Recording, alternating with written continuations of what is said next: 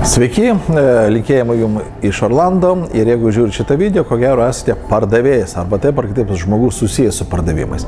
Ir jeigu aš jūsų paklausiau, o į ką labiausiai panašus pardavimai arba kitais žodžiais, kas bendro tarp, pavyzdžiui, paveikslo ir pardavimų procesų, jūs galėtumėt pasakyti štai kam, kad bet kuriam paveiksle 70% efektų duoda rėmelis. Taigi pardavimo menas, tai yra mokėjimas įdėti mūsų komercinį pranešimą į tokį rėmelį, kuris leistų jūsų pasiūlymai sublizgėti. O kai mes dirbam su prieštaravimais klientų, tai mūsų darbas daugiau panašus į žmogaus, kuris keičia rėmelį. Mūsų užduotis negatyvų rėmelį pakeisti į pozityvų rėmelį.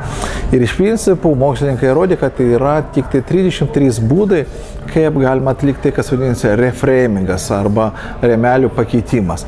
Mes šiandien nenagrinėsime visų 303, bet aš noriu jums duoti 4 žingsnių algoritmą, kuris jums bus kaip įvadas į tokią labai įdomią temą, kaip reframingas arba darbas su prieštaravimas.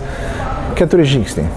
Šitie žingsniai leis bet kokį prieštaravimą paversti į poreikį, kurį patenkinus jūs dar žymiai greičiau parduosite ir tokiu būdu išvengsite ir prieštaravimų, pasipriešinimų, ginčių, o kaip tik visą tą energiją klientų, kuris atrodo priešinasi mūsų pasiūlymui, paversite į jėgą, kuri stums į pirkimą. Kokie tai yra 4 žingsniai? Žingsnis pirmas, jūs turite įsiaiškinti, ką nori pasakyti klientas. Ir pirmame žingsnė jūs turite ne tik tai išklausyti prieštaravimą, bet parodyti, kad tikrai pasiryžęs nesiginčyti, o pasiryžęs išklausyti ir suprasti. Taigi jūs leidžiate klientui išleisti visus garus. Pavyzdžiui, klientas sako brangu, sako taip, aš suprantu, kad jums tai atrodo brangu.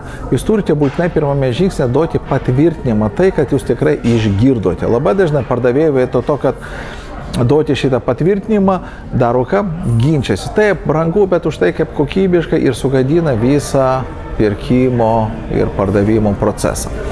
Žingsnis antras, jūs turite įsiaiškinti tikrą priežastį, kuris slypi už to prieštaravimo.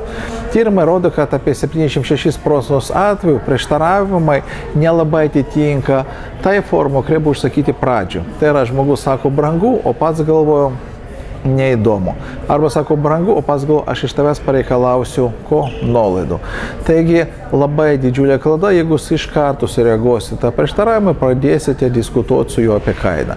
Antrame žingsnė jūs turite įsiaiškinti tikrą priežastį, žinodami, kad už kiekvienos priežasties yra tam tikras poreikis.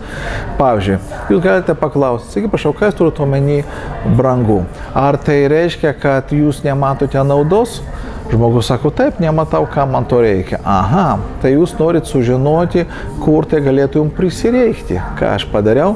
Aš įsiaiškinau jūsų poreikį ir pasiūliau sprendimą. Taigi mano tolimesnė prezentacija bus būdas patenkinti jūsų poreikį. Arba jūs sakot brangu, todėl kad pas konkurentą pigiau. Tai jūs norit sužinoti, sakau aš, ko mūsų produktas skiriasi nuo konkurentinių.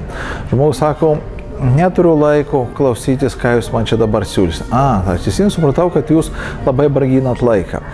Tai pasižiūrėkim, kaip aš per trumpą laiką galėčiau jums išdėstyti pačią esmę. Tarp kitų, šitas produktas labai padės jūsų įmonė sutaupyti didžiulį kiekį laiko. Ką mes žinome, kad už kiekvieno prieštaravimą yra poreikis. Labai svarbu, šitame antrame žingsnė, atlikti reframingą, pervadinti prieštaravimą į poreikį. Ir aišku, gauti patvirtinimą, ar iš tikrųjų tas poreikis yra. Ir tada žingsnis trečias, jūs turite atsakyti ne į tą prieštaravimą, kuris skambėjo pačioje pradžioje, bet savo prezentaciją panaudoti kaip būdą patenkinti poreikį. Žmonės nori naudos, žmonės nori optimaliausio varianto, žmonės nori pamatyti, kaip jūs spręsite problemas, jeigu iškils po pirkimo. Kai įsiaiškini poreikį, panaudoji visą tą pyktį arba pasipriešinimą klientų, būtent pardavimui įgyvendinti. Ir žingsnis 4, reikia pasitikslinti, ar išsklaidė abejonės, ar atsakėte į klientų klausimą, ar patenkintot jo norą. Kitais žodžiais, jūs turite suprasti, kad prieštaravimas tai nėra priežastis ginčytis. Jeigu jūs laimėsite ginčą, kaip žinia, pralaimėsite dėrybas. Taigi jūsų užduotis panaudoti kaip geras rėmo meistras tą rėmelį, kuris labiausiai leis parduoti klientui. Taigi, 4 paprasti žingsniai. Žingsnis 1 – išklausau ir duodu patvirtinamą klientui, kad girdėjim. Žingsnis 2 – išsiaiškinu tikrą klientų prieštaravimo priežastį ir paverčiu ją poreikiu. Žingsnis 3 – patenkinu poreikį, atsakydamas savo paruoštais iš anksto argumentais. Ir 4 žingsnis – gaunu atgalinį ryšį. Ar atsakiau? Ir žinote, darbas su prieštaravimu labai panašus į lukštenimą svogūnų.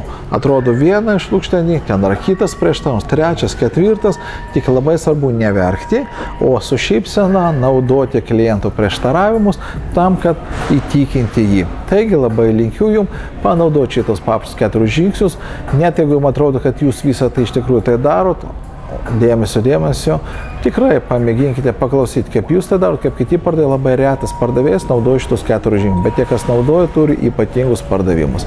Ir prisiminkite, kad pardavėjo darbas tai yra meistro darbas, kuris, kad ir nelabai gerą paveikslą, gali padaryti šedevrų, įdėjęs į tą paveikslą į nuostabų rėmelį.